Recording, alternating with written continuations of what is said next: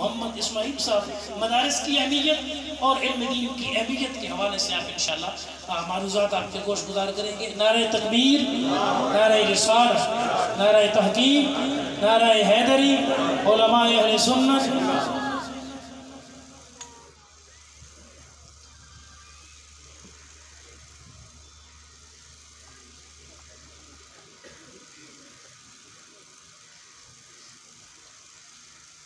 بسم اللہ الرحمن الرحیم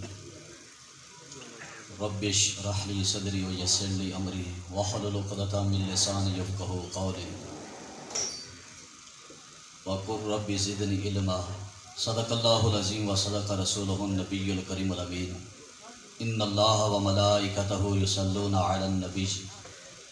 یا ایہا الذین آمنوا صلوا علیہ وسلموا تسلیما۔ تمام احباب محبت شوق سے دروشی پڑھ اللہم صلی علی سیدنا و مولانا محمد وعلی آل سیدنا و مولانا محمد وبارک وسلم۔ والصلاة والسلام علیک یا رسول اللہ وعلی آلک و صحابک یا حبیب اللہ۔ والصلاة والسلام علیک یا رحمت للعالمین وعلی آلک و صحابک یا خاتم النبیین۔ مولا صلی وسلم دائما ابدا علی حبیبک خیر الخلق کلہم۔ ثم الرضا عن ابی بکر وعن عمر وعن عثمان وعن علی ذی الکرم۔ اللہ جل جلالہ وعم نوالہ وعظم شانہ وجل ذکرہ وعز اسمہ کی حمد و ثنا،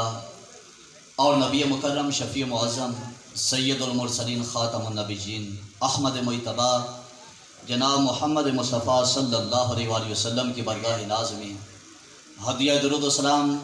بسادہ عقیدت و احترام پیش کرنے کے بعد، محترم المقام عزت مآب حضرت علامہ مولانا مفتی محمد آصف رمضان جامی صاحب زیدہ شرف ہو اور دیگر نہایت ہی قابل احترام علماء کرام سامعین ذی احتشام، ہم تمام احباب فضیلت علم سیمینار میں شمولیت کی سعادت حاصل کر رہے ہیں۔ دعا کرتے ہیں کہ اللہ عز و جل تمام احباب کی حاضری کو اپنی برگاہ میں شرف قبولیت عطا فرمائے، اور ہم تمام کو خالق کائنات مدارس کے ساتھ گہرا تعلق اور ربط رکھنے کی توفیق عطا فرمائے۔ علم کا مقام و مرتبہ، عظمت و شان، اہمیت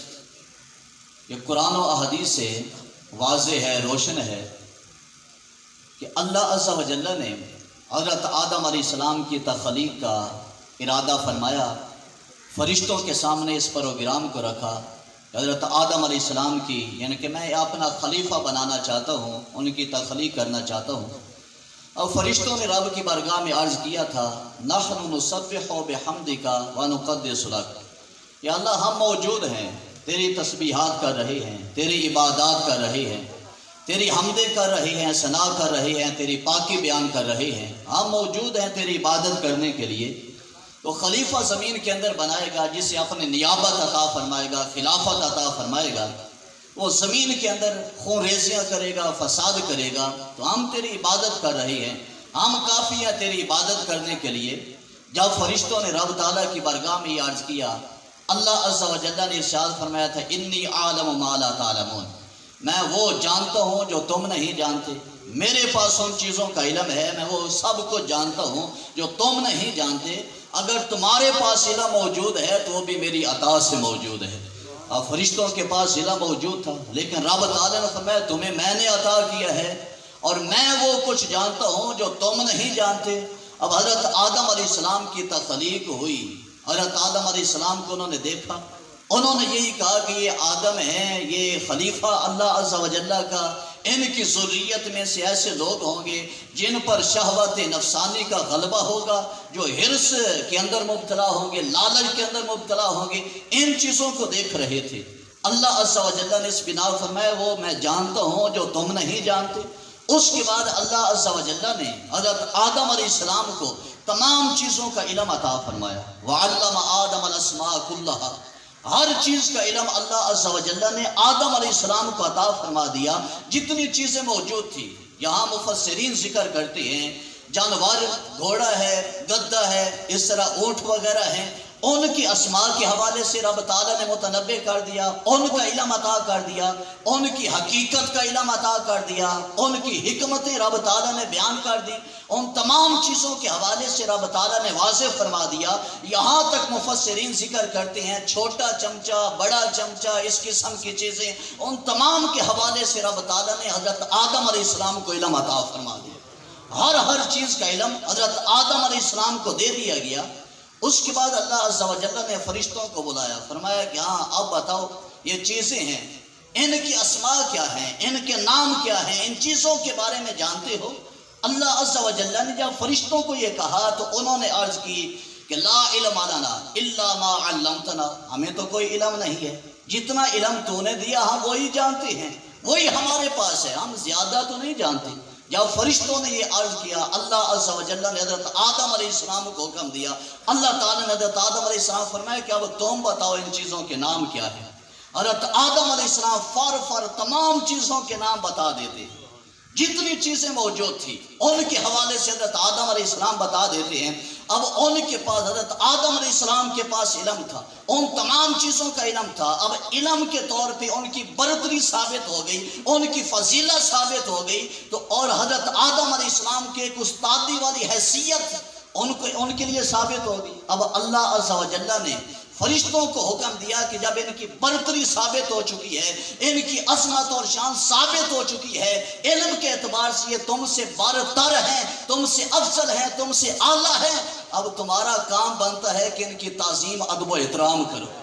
اب فرشتوں کو رب تعالیٰ نے حکم دیا حضرت آدم علیہ السلام کے سامنے سجدہ کرنے۔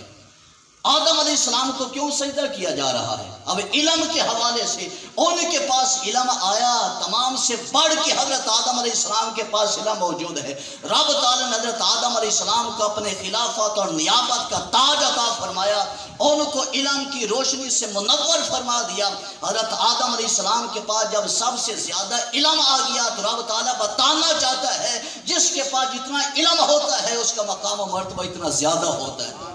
اب حضرت آدم علیہ السلام کے سامنے فرشتے سجدہ کر رہے ہیں، نوری فرشتے ہیں، وہ سجدہ ریز ہو رہے ہیں، ان کا ادب و احترام بجا لا رہے ہیں، ان کی عظمت اور شان کے قائل ہو رہے ہیں، تو بتایا جا رہا ہے کہ ابتدائی طور پہ انسان کی اتنی عزت کرائی گئی، انسان کا اتنا مقام فرشتوں کے سامنے اجاگر کیا گیا، تو اس کے اندر ایک وجہ علم والے بھی تھے۔ علم کی بنا پہ حضرت آدم علیہ السلام کے سامنے وہ سجدہ ریز ہو رہے ہیں۔ اب یہاں پہ ایک بات انسان کا ذہن جاتا ہے، سوچتا ہے کہ فرشتوں نے تو اللہ تعالیٰ کی بارگاہ میں عرض کیا تھا، یا اللہ نحن نسبح بحمدک ونقدس لک، ہم تیری تسبیحات کر رہے ہیں، ہم تیری حمدیں کرتے ہیں، تیرے پاکی تقدس بیان کرتے ہیں، تیرے تقدس کے قائل ہیں، تیری پاکی بیان کرتے ہیں۔ فرشتوں نے تو یہ اللہ عز و جل کی بارگاہ میں عرض کیا تھا۔ فرشتوں نے علم کے حوالے سے تو نہیں کہا تھا یا اللہ ہمارے پاس بڑا علم ہے۔ اب ان کا مقابلہ کرایا جا رہا ہے تو علم کے حوالے سے کرایا جا رہا ہے۔ تو اللہ عز و جل نے تو انہوں نے جب اللہ کی بارگاہ میں عرض کیا تھا تو تقدیس اور تحمید کے حوالے سے، تسبیح کے حوالے سے کیا تھا، وہ تو عبادت ہے، عبادت کرتے تھے۔ لیکن اللہ عز و جل نے اس حوالے سے تو نہیں کہا کہ آدم علیہ السلام تم سے زیادہ عبادت گزار ہیں، تم سے زیادہ تسبیح تقدیس کرنے والے ہیں، تحمید کرنے والے ہیں۔ اس حوالے سے رب تعالیٰ نے ان کا اس حوالے سے مقابلہ نہیں کرایا۔ اب کس حوالے سے؟ علم کے حوالے سے ہو رہا ہے، تو گویا کہ رب تعالیٰ بتانا چاہتا ہے، فرشتوں کو بتا رہا تھا میں نے آدم اپنا خلیفہ بنایا تو ان کو میں نے جو عظمت اور شان دی ہے، اس حوالے سے ان کو یہ مقام، باقی ان کے اندر وہ صفتیں ہیں۔ فرمایا کہ میں عبادت نہیں کرتا، اللہ تعالیٰ کسی کی عبادت نہیں کرتا، اور میں عبادت نہیں کرتا، میں کسی کی تسبیح تقدیس تحمید وغیرہ وہ بیان نہیں کرتا، تو میں اس انسان کو اپنی علم کی صفت کا مظہر بنانے والا تھا کہ ایسا میرا خلیفہ ہونا چاہیے جس کے اندر میری صفت علم کا اظہار ہونا چاہیے۔ تو اللہ عز و جل اس بنا پہ حضرت آدم علیہ السلام کو تخلیق فرما رہا ہے کہ آدم علیہ السلام کو تخلیق کیا، انسان کو تخلیق کیا، اس کو اپنی علم والی صفت کا مظہر بنایا، تو گویا کہ جتنا کسی کے پاس علم ہوتا ہے رب تعالیٰ کے ہاں اس کا مقام و مرتبہ اتنا زیادہ ہوتا ہے۔ اب یہاں سے معلوم ہوا کہ حضرت آدم علیہ السلام کو اللہ تعالیٰ نے ساری چیزوں کا علم دیا، ان کے پاس علم تھا۔ سب سے زیادہ شان کس کی ہے، عظمت کس کی ہے؟ جس کے پاس زیادہ علم ہے۔ اب تمام انبیاء کرام علیہ السلام، تمام مخلوق سے بڑھ کے اگر علم موجود ہے تو حضرت سید الانبیاء خاتم النبیین حضرت محمد مصطفیٰ صلی اللہ علیہ وسلم کے پاس موجود ہے۔ اسی بنا پہ اللہ عز و جل حضور کو فرماتا ہے قل رب زدنی علما، تم کہو اے میرے رب میرے علم میں اضافہ فرما۔ علم بہت زیادہ ہے، لیکن پھر بھی اللہ تعالیٰ فرماتا ہے محبوب دعا کیا کرو، مجھ سے یہ مانگو کہ میرے علم میں اضافہ فرما۔ اب دوسرے مقام نبی پاک علیہ السلام دعا کرتے ہیں، اب اللہ عز و جل نے فرمایا الم نشرح لک صدرک، کیا ہم نے آپ کے لیے آپ کا سینہ نہیں کھولا؟ اب شرح صدر آپ کو عطا نہیں کیا۔ اب شرح صدر کیا ہے؟ نبی کریم رؤوف الرحیم صلی اللہ علیہ وسلم کا سینہ رب تعالیٰ نے کھول دیا۔ اس کا مطلب کیا بنتا ہے؟ تو جو عالم لاہوت ہے، عالم ملکوت ہے، جتنے عالم ہیں اس کے اندر جتنے مخفی راز ہیں اللہ تعالیٰ نے تمام حضور کے سینے میں عطا فرما دیے۔ اب کوئی چیز پیچھے نہ رہی جس کو نبی پاک علیہ السلام کے سینے کے اندر علم کے اعتبار سے جگہ نہ ملی ہو۔ نبی پاک علیہ السلام کے سینہ کو شرح صدر عطا کیا گیا، تو یہاں مفسر ذکر کرتے ہیں جس کو شرح صدر حاصل ہوتا ہے اللہ عز و جل اس کی زبان کو غیب کی کنجی بنا دیتا ہے، اس کی زبان پہ جاری ہوتا ہے، غیب کی باتیں جاری ہوتی ہیں۔ اللہ عز و جل اس کے سینے کو، اس کے دل کو غیب کا خزانہ بنا دیتا ہے۔ اس کے دل کے اندر غیب کے خزانے موجود ہوتے ہیں، اس کے دل کے اندر غیب کے خزانے، زبان پہ جاری ہو رہا ہے، زبان پہ غیب کی یہ کنجی ہے، جب زبان کھلتی ہے اس سے غیب کی باتیں جاری ہوتی ہیں۔ اب نبی کریم صلی اللہ علیہ وسلم کو رب تعالیٰ نے یہ مقام و مرتبہ عطا کیا، اور اس کی یہ بھی وجہ ہے کہ قرآن کے اندر ہر چیز کا علم ہے، قرآن کے اندر ہر چیز کا علم ہے۔ اب قرآن نبی کریم صلی اللہ علیہ وسلم کو اللہ تعالیٰ پڑھا رہا ہے۔ اس سے پہلے آپ ایک تمہید سمجھیں، ایک بات سمجھیں کہ اگر کسی طالب علم کے اندر کوئی طالب علم پڑھتا رہا، عالم بن گیا، بہت بڑا عالم بن گیا، ظاہری طور پہ لوگوں کے نزدیک بہت بڑا عالم ہے، لیکن پھر بھی کہتے ہیں کہ اس کے اندر کچھ کمزوریاں رہ گئی، کچھ کمزوریاں رہ گئی۔ اب کوئی طالب علم ہو، عالم بنے، اس کے اندر کمزوریاں ہوں تو تین وجوہات میں سے کوئی نہ کوئی وجہ ہوتی ہے، کوئی سبب ہوتا ہے جس وجہ سے اس کے اندر خامی رہ گئی، کمزوری رہ گئی۔ تین وجوہات میں سے کوئی نہ کوئی وجہ ہوتی ہے۔ اب ایک وجہ تو یہ ہوتی ہے وہ طالب علم جو عالم بن گیا، جو پڑھتا رہا، اس کی اپنے اندر کمزوری ہوتی، یا تو وہ کم عقل تھا، اس کا اتنا ذہین نہیں تھا، کمزور تھا عقل کے اعتبار سے، ذہن کے اعتبار سے اس کے اندر کمزوری پائی جاتی تھی، اتنا ذہین نہیں تھا، یا ذہین تھا وہ توجہ نہیں کرتا تھا، غفلت کے اندر وقت اس نے گزار دیا، وہ نہ تو استاد صاحب کی بات کو کور کرتا تھا، نہ جو نصاب پڑھایا جا رہا اس کو کور کرنے والا تھا، اس اعتبار سے اس کے اندر کمزوری آ گئی۔ ایک وجہ یہ بنتی، اور دوسری وجہ یہ بنتی ہے اگر کسی طالب علم کے اندر کمزوری رہ جاتی ہے، اس کی وجہ یہ بنتی ہے کہ استاد قابل نہیں ہوتا، استاد کے اندر قابلیت نہیں ہوتی، اس کے اندر اتنی صلاحیت استعداد نہیں ہوتی کہ اپنی بات کو طالب علم کے ذہن کے اندر بٹھا سکے، اس کے اندر ملکہ انتقال نہیں ہوتا کہ طالب علم کے ذہن کے اندر بات کو اچھی طرح بٹھا سکے، ذہن نشین کرا سکے، بات کو سمجھا سکے، اس کے اندر یہ صلاحیت استاد کے اندر نہیں ہوتی، اگرچہ اس کے اپنے پاس بڑا علم ہوگا لیکن اس کے اندر ملکہ انتقال نہیں ہے، سمجھانے کی صلاحیت نہیں۔ اور تیسری چیز یہ ہے جو کمزوری رہنے کی وجہ ہے، تیسری وجہ یہ ہے کہ جو نصاب پڑھایا جا رہا ہے اس نصاب کے اندر کمزوری ہے، وہ نصاب کامل نہیں ہے، اس نصاب کے اندر کمزوری ہے، جس نصاب سے استاد پڑھا رہا ہے، شاگرد پڑھ رہا ہے، اس نصاب کے اندر کمزوری ہے، تب خامی رہتی ہے۔ اب دیکھنا یہ ہے کہ نبی کریم صلی اللہ علیہ وسلم شاگرد ہیں، آپ کا استاد کون ہے اور نصاب کیا ہے، اس کے بعد دیکھنا ہے کہ پھر علم کے اندر کمی کیا رہ سکتی ہے۔ اب نبی کریم رؤوف الرحیم صلی اللہ علیہ وسلم شاگرد ہیں، اب شاگرد کو دیکھیں کہ ان کی ذہانت کتنی ہے، ان کے اندر صلاحیت استعداد کتنی ہے شاگرد کے اندر، اب اس حیثیت کو دیکھا جائے۔ نبی کریم رؤوف رحیم صلی اللہ علیہ وسلم کی عقل اور ذہانت کے حوالے سے شیخ عبدالحق محدث دہلوی رحمۃ اللہ تعالی علیہ فرماتے ہیں اللہ عز و جل نے عقل کو پیدا فرمایا، اس عقل کے 100 حصے کیے، اس میں سے ایک حصہ رب تعالیٰ نے ذویل عقول جتنے انسان ہیں ان کے اندر، جتنے انبیاء کرام علیہ السلام ہیں ان کے اندر، جتنے فلسفی، جتنے بھی ذہین سے ذہین تر ہیں، ان کو رب تعالیٰ نے عقل کا ایک حصہ دیا، اپنے محبوب کو رب تعالیٰ نے 99 حصے عقل کے عطا فرما دی۔ نعرہ تکبیر، نعرہ رسالت، نعرہ تحقیق، نعرہ حیدری، عظمت اسلام، علماء اہل سنت۔ اب نبی کریم رؤوف رحیم صلی اللہ علیہ وسلم کے پاس عقل کتنا وافر مقدار میں ہے کہ 99 حصے حضور کے پاس ہیں، اور باقی قیامت تک آنے والے انسان ذویل عقول جتنی مخلوق ہے ان تمام کے اندر رب تعالیٰ نے عقل کا ایک حصہ تقسیم کیا، اور 99 حصے رب تعالیٰ نے اپنے محبوب کو عطا فرما دیے۔ اب یہ تو شاگرد کا عالم ہے، باقی اب استاد وہ تو اللہ عز و جل، کون سی چیز اللہ تعالیٰ سے مخفی ہے؟ کوئی چیز رب تعالیٰ سے مخفی نہیں ہے، چاہے سمندروں کے اندر ہو، چاہے پہاڑوں کے اندر ہو، غاروں کے اندر ہو، زمین کے نیچے ہو، زمین کی تہوں کے اندر ہو، چاہے عرش کے نیچے جو 1,00,000 قندیل لٹکی ہوئی ہے، اور ایک قندیل کے اندر اتنی مخلوق موجود ہے جتنی پوری روئے زمین پہ مخلوق موجود۔ ہر چیز کا علم اللہ عز و جل کو، کوئی چیز بھی ایسی نہیں ہے جو اللہ تعالیٰ کے علم سے یا خالی اللہ تعالیٰ کے علم سے باہر ہو، تو کوئی چیز بھی اللہ تعالیٰ کے علم سے خارج نہیں ہے، باہر نہیں ہے۔ اب یہ اللہ تعالیٰ کے علم کے حوالے سے، یعنی کہ اللہ تعالیٰ کے علم یعنی سب کو عطا کرنے والا اللہ تعالیٰ ہی۔ اب اس کے بعد نصاب دیکھیں، نصاب کون سا ہے؟ نصاب قرآن پاک ہے جو اللہ عز و جل پڑھا رہا ہے، الرحمن علم القرآن، رحمان نے قرآن پڑھایا ہے۔ اب پڑھنے والا بھی قابل ہے، پڑھانے والا بھی قابل ہے، ان کی قابلیت کے اندر کوئی شک نہیں ہے۔ اور کتاب کون سی پڑھائی؟ نصاب کون سا پڑھایا جا رہا ہے؟ قرآن پڑھایا جا رہا ہے، اور قرآن کے اندر ہے ولا رطب ولا یابس الا فی کتاب مبین،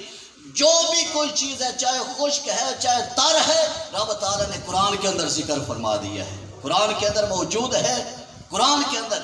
چاہے اشارتاً موجود ہے، چاہے عبارتاً موجود ہے، دلالتاً موجود ہے، اس کے حقائق ان اسرار کے اندر موجود ہے، تمام چیزیں قرآن کے اندر موجود ہیں۔ اب آپ خود اندازہ لگائیں کہ پڑھانے والی اللہ تعالیٰ کی ذات، پڑھنے والے نبی پاک علیہ السلام، اور جو نصاب پڑھایا جا رہا وہ قرآن ہے۔ اب حضور علیہ السلام کے علم کے اندر کون سی کمی رہ سکتی ہے؟ اب یہ کہیں فلاں چیز کا علم نہیں تھا، فلاں کا علم نہیں تھا، اللہ عز و جل نے سب سے بڑھ کے علم عطا کیا تو اپنے محبوب کو عطا فرمایا۔ اب یہ بیان کرنے کے بعد میں یہ نتیجہ اخذ کرنا چاہتا ہوں کہ علم کا کتنا مقام ہے، یعنی کہ اللہ عز و جل کے پاس علم، اللہ تعالیٰ نے سب سے زیادہ نبی پاک علیہ السلام کو علم عطا کیا، تو لہٰذا جو صفت اللہ عز و جل اپنے محبوب کو عطا فرما رہا ہے اس کی کتنی عظمت اور شان ہے۔ تو علم کا یہ مقام و مرتبہ ہے کہ فرشتے بھی حضرت آدم علیہ السلام کے سامنے سجدہ کر رہی ہے، نبی پاک علیہ السلام کو علم دیا گیا، تمام نبیوں سے افضل بنایا گیا، خاتم النبیین بنایا گیا، تو آپ کے برابر رب تعالیٰ نے کسی کو علم عطا نہیں کیا۔ اب اس حوالے سے بھی یعنی کہ علم کی اہمیت، علم کی فضیلت، اس کی شان واضح ہوتی ہے کہ علم کوئی عام چیز نہیں ہے، یہ علم وہ چیز ہے جو اللہ عز و جل نے نبیوں کی وراثت سے ہم تک پہنچایا ہے۔ یہ انبیاء کرام علیہ السلام ان کی وراثت ہے، ہم تک یہ علم پہنچا ہے۔ اب اس علم کو پڑھنے کے لیے علماء حق نے کافی سفر کیے، دور دراز سفر کے اندر جاتے رہے، کیونکہ انہیں پتہ تھا علم کا مقام کیا۔ آپ چل کے آئے ہیں،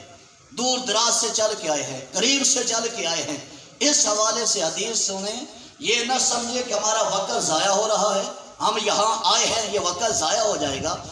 تفسیر کبیر کے اندر حدیث پاک موجود ہے، نبی کریم رؤوف رحیم صلی اللہ علیہ وسلم فرماتے ہیں ما من متعلم کوئی ایسا طالب علم نہیں ہے کہ یختلف الی باب عالم، وہ کسی عالم کے پاس آتا جاتا رہتا ہے، کسی عالم کے پاس مسئلہ پوچھنے کے لیے چلا جاتا ہے، کوئی بھی ہے علم حاصل کرنے والا جس کے اندر علم کی تڑپ موجود ہے، علم کا جذبہ موجود ہے، وہ علم حاصل کرنے کے لیے علماء سے رابطہ رکھتا ہے، کسی عالم کے پاس چلا جاتا ہے مسئلہ پوچھنے کے لیے کہ فلاں مسئلہ بن چکا ہے۔ میرے خیال میں اس وقت میں ایسی ضرورت پیش نہ آتی ہوگی۔ کثیر افراد اپنے عقل سے مسئلے گاڑ لیتے ہیں، لیکن یہ بھی ذہن کے اندر رہے کہ شریعت کے اندر ہر کوئی دخل اندازی کرنے کی کوشش کرتا ہے، شریعت کے اندر اپنے عقل سے مسئلے گھڑنے کی کوشش کرتا ہے۔ حضور فرماتے من افتا بغیر علم لعنتہ الملائکۃ السماء والارض، جو بندہ لعنت ملائکۃ السماء والارض، نبی پاک علیہ السلام فرماتے ہیں جو بندہ بغیر علم کے مسئلہ بتاتا ہے اس پہ زمین کے فرشتے بھی لعنت کرتے ہیں، آسمان کے فرشتے بھی لعنت کرتے ہیں۔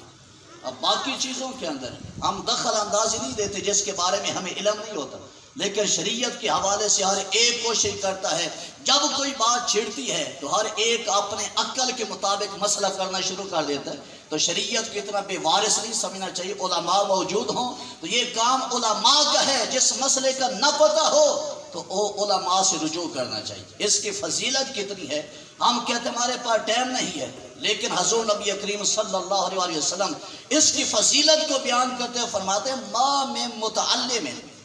یختلف الی باب عالم، کوئی طالب علم کی تڑپ رکھنے والا وہ عالم کے دروازے کی طرف جاتا ہے، کوئی مسئلہ اس کو بن جاتا ہے، وہ پوچھنے کے لیے چلا جاتا ہے، حضور نبی کریم صلی اللہ علیہ وسلم فرماتا ہے الا کتب اللہ لہ بکل قدم عبادت سنۃ، حضور نبی کریم صلی اللہ علیہ وسلم فرماتے ہیں جیسے وہ قدم اٹھا کے جاتا ہے ہر قدم پہ اللہ عز و جل 1 سال کی عبادت کا ثواب عطا فرما دیتا ہے۔ اب اس کو کتنا ٹائم لگ گیا، گھنٹہ لگ جائے گا، آدھا گھنٹہ لگ جائے گا، عالم کے پاس پہنچتے اس نے قدم کتنے اٹھائے ہیں۔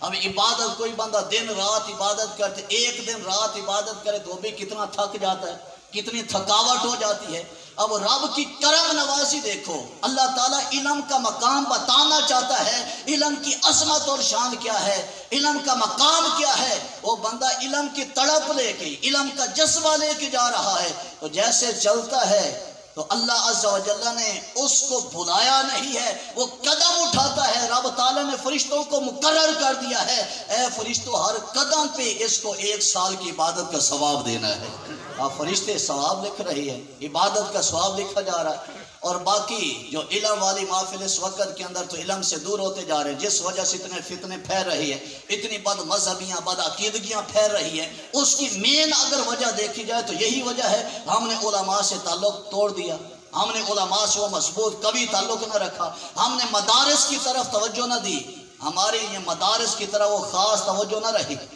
ہمارے پیسے آتے ہیں وہ عام طور پہ یعنی کہ غیر شرعی کاموں کے اندر عمومی طور پہ لگ جاتے ہیں، لیکن مدارس کی طرف ہم نے توجہ نہ دی۔ اب یہ بھی ذہن نشین رہے، یہاں تک علامہ یوسف راجہ حسینی رحمۃ اللہ تعالی انہوں نے لکھا ہے اگر کوئی بندہ کسی طالب علم کو ایک ٹوٹا ہوا قلم بھی دے گا، اس طالب علم نے اس قلم سے فائدہ اٹھایا ہے تو قیامت والے دن وہ طالب علم اس بندے کی شفاعت کرے گا۔ اب اس نے ٹوٹا ہوا اگرچہ قلم دیا ہے تو لہذا اس وقت کے اندر ہم یہ سب کچھ کرتے ہیں، محافل نعت ہوتی ہے اس پہ ہم کئی عمرے کے ٹکٹ لگا دیتے ہیں، وہ سارا کچھ چلتا ہے، لیکن اپنے مدارس کی طرف بھی توجہ کرنی چاہیے کہ نعت خوان حضرات ان کو بھی اس طرح توجہ کرنی چاہیے کہ نعت پڑھنا کوئی معمولی کام نہیں ہے، یہ نعت حضور کی تعریف ہے۔ اس کے اندر اس وقت کے اندر بھی کئی نعت خوان ایسے رقیق قسم کے گھٹیا قسم کے لفظ بول دیتے ہیں جو حضور کی شان کے خلاف ہوتے ہیں۔ لہذا نعت خوان کے لیے ضروری ہے کہ علم حاصل کرے، بالخصوص جس نعت کو پڑھ رہا ہے کسی عالم کو سنائے کہ یہ میں نعت پڑھنا چاہتا ہوں، اس کے اندر کسی قسم کا لفظ کمزور تو نہیں ہے، لہذا اس حوالے سے علم ہونا چاہیے۔ تو جب علم ہوگا پھر نعت پڑھیں گے، پیسے کمانے کے لیے نہیں، معاذ اللہ عز و جل کو راضی کرنے کے لیے۔ پھر دیکھیں جو پڑھنے والا ہے اس کو بھی ذوق ملے گا، سننے والوں کے دل کے اندر بھی اللہ عز و جل راحت اور سکون کی دولت عطا فرمائے گا۔ اس بنا پہ ہم ان لوگوں کی طرف زیادہ توجہ کرتے ہیں جو فیشنی قسم کے کپڑے پہن کے آ جائیں، رنگیلے قسم کے کپڑے پہن کے آ جائیں، کنجروں جیسا لباس پہنا کے آ جائیں، ڈھولکیاں لے کے آ جائیں، اس انداز میں وہ نعتیں پڑھنے لگے، ان کی طرف زیادہ رغبت ہوتی ہے۔ اب انہی لوگوں میں سے اگر کوئی بندہ، کوئی بد عقیدہ، کوئی بد مذہب، کوئی اسلام کے خلاف آواز اٹھانے والا اٹھ کھڑا ہوتا ہے، اسلام کے خلاف آواز اٹھاتا ہے، اس وقت کس ایسے نعت خان کو پیش کریں گے؟ میں سب کی بات نہیں کر رہا، کئی اچھے نعت خان ہیں، باعمل قسم کے ہیں، سنت پہ عمل کرنے والے نیک نعت خان ہیں، وہ نعت پڑھتے ہیں، دل کو سکون ملتا ہے، دل کو سرور ملتا ہے۔ لیکن بے عمل قسم کے نعت خان، ان کو اگر یعنی کہ ان پہ لاکھوں روپے ان پہ اڑا دیے جائے، ہزاروں روپے اڑا دیے جائیں، لیکن اسلام پہ حملہ ہو، اس وقت کسی نعت خان نے سامنے نہیں آنا۔ ان دریوں پہ بیٹھ کے قرآن پڑھنے والے نے، حدیث پڑھنے والے نے اس بد مذہب کا مقابلہ کرنا ہے۔ اسلام کی اگر اس وقت اسلام کی حفاظت کرنی ہے، اسلام کی ناموس کا محافظ بننا ہے، اس بندے نے بننا ہے جس کو آج ہم محبت سے دیکھتے نہیں ہیں۔ اگر کوئی دین کا طالب علم چل رہا ہوتا ہے، ہم حقارت کی نگاہ سے اس کی طرف دیکھتے ہیں۔ دین پڑھنے والوں کو حقارت کی نگاہ سے نہ دیکھیں، یہ دین پڑھنے والے دنیا کے اندر بھی تمہارے ایمان کے محافظ ہیں اور قیامت والے دن بھی تمہاری شفاعت کرنے والے ہیں۔ اگر یہ مدارس ختم ہو جائے، یہ دین ختم ہو جائے، علم ختم ہو جائے، یہ پڑھانے والے ختم ہو جائیں، جو اس وقت کے اندر ان مدارس کو گھٹیا نگاہ سے دیکھا جا رہا ہے، یہ اگر مدارس ختم ہو جائیں پھر یوں سمجھنا کہ ہم جنت کا راستہ بھول چکے ہیں۔ اگر جنت کے راستے کی طرف جانے والی روشنی ہمارے پاس موجود ہے تو انہی مساجد اور مدارس کے اندر موجود ہے۔ اگر مساجد سے تعلق ختم ہو گیا، مدارس سے تعلق ختم ہو گیا، تو پھر ہم اندھیرے کے اندر ہے، جنت کی طرف جانے والی روشنی ہمارے پاس موجود نہیں ہوگی۔ یہ اندازہ یہ نبی پاک علیہ السلام نے اس حوالے سے فرمایا کہ جو بندہ علم کی طلب کے لیے نکل پڑتا ہے، کسی عالم کے پاس جاتا ہے، اس کو اللہ تعالیٰ ایک قدم پہ 1 سال کا ثواب عطا کرتا ہے۔ تو لہذا یہ علم حاصل کرنا ہر مسلمان پہ فرض ہے، ہر مسلمان پہ علم حاصل کرنا فرض ہے۔ اب ایک چیز اس پہ عرض کرتا ہوں کہ ایک واقعہ ہے تو طویل سا، میں مختصر آپ احباب کے سامنے عرض کرتا ہوں۔ بغداد شریف کے اندر ایک بندہ اندلس سے چلتے ہوئے پہنچ گیا، بغداد شریف کے اندر پہنچا، اسے پتا چلا کہ یہاں امام احمد بن حنبل رحمۃ اللہ تعالی موجود ہیں، جید قسم کے عالم موجود ہے۔ اس وقت کے اندر بہت بڑے عالم ہیں، علم کی جستجو لے کے، تڑپ اور جذبہ شوق لے کے وہ بغداد شریف کے اندر پہنچا ہے۔ یہاں جس سے پوچھتا کوئی امام احمد بن حنبل کے بارے میں بتاتا نہیں تھا، وہ پریشان تھا، جس بندے سے پوچھتا وہ سر جھکا دیتا، ان کا نام نہیں بتاتا تھا، ان کا پتہ نہیں بتاتا تھا، گھر کہاں پہ موجود ہے، وہ کہاں اس وقت موجود ہے۔ وہ بندہ کافی پریشان ہوا، اس نے ہاسٹل کے اندر ایک کمرہ رہائش کے لیے لے لیا، وہاں رہنے لگ گیا۔ اب کچھ دن گزرے،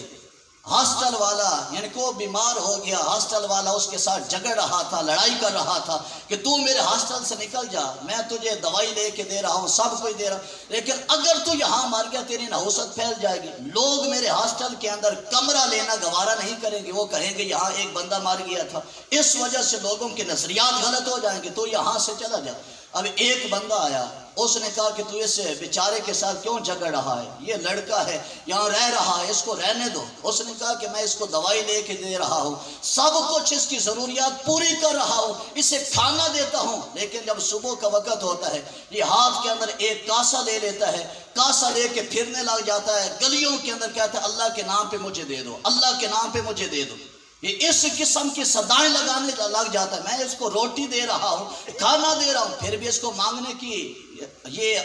کا شوق پڑا ہوا ہے، یہ مانگنے کی عادت اس کی بن گئی ہے، تو میں اس کو سب کچھ دے رہا ہوں، لیکن اس کے باوجود یہ ایسی حرکتیں کرتا ہے۔ اب وہ بندہ مسکرانے لگا، اس نے کہا جانتا نہیں یہ کس وجہ سے یہ کرتا ہے۔ ایک دن یہ آیا، اس نے امام احمد بن حنبل علیہ رحمت کا پتہ پوچھا، کسی نے نہیں بتایا، کئی دن رہا، کسی طریقے سے اس کو پتہ چل گیا امام احمد بن حنبل گھر کے اندر موجود ہے،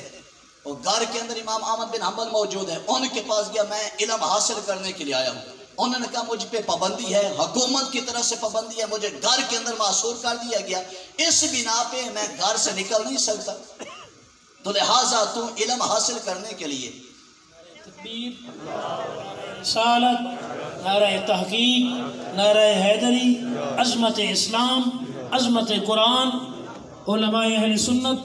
हमारी खुश नसीबी मेरे इंतहाई मुखलिस दोस्त नवाज़ कौम मुफक्किर इस्लाम हज़रत अल्लामा साहबज़ादा मोहम्मद उमर फैज़ कादरी साहिब आप तशरीफ़ लाए। अल्लाह करीम आपका आना, आप सब अहबाब का इस्तकबाल करना, सुनना सुनाना अपनी पाक बारगाह में कबूल फरमाए। तमामी हज़रात मोहब्बत के साथ अपनी जगह पर तशरीफ़ रखें। मौसम काफ़ी बेहतर है, इतनी धूप और गर्मी नहीं है। अगर पिछले अहबाब ये बुजुर्ग बैठे रहें बीमार, उनको भी छुट्टी है। बाकी नौजवान ज़रा या साथी करीब आ जाएँ, ये दरमियान का खला पुर कर लें तो ज़रा महफिल का लुत्फ़ दुबाला हो जाएगा। तमामी हज़रात तशरीफ़ रखें। ये पिछले अहबाब जो जवान बैठे हैं ये आगे तशरीफ़ ले आएँ। बुजुर्ग जो कोई बीमार साथी है तो वो पीछे उधर मस्जिद में बैठा रहे। ये दरमियान वाला खला